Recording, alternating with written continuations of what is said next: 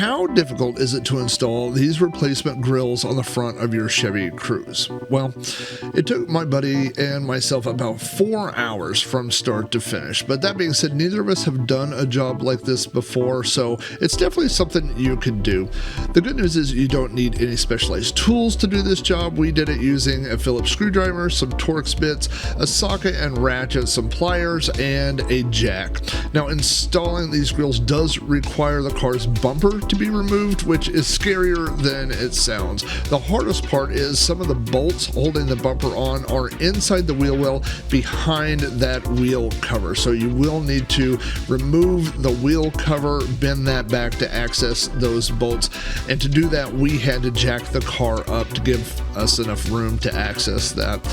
The rest of the bolts holding everything in place are inside the engine bay and underneath, connecting the bumper to the skid plate.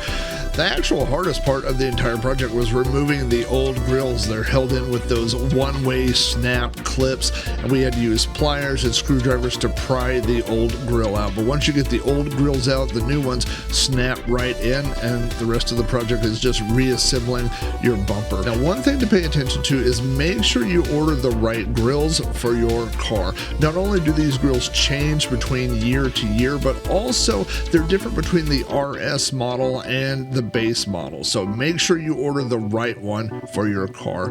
That being said, it wasn't a terribly difficult job, and when you're all done, you've got these cool replacement grills. These work good if you have a broken grill in your original Cruze or you just want to update the look of your car.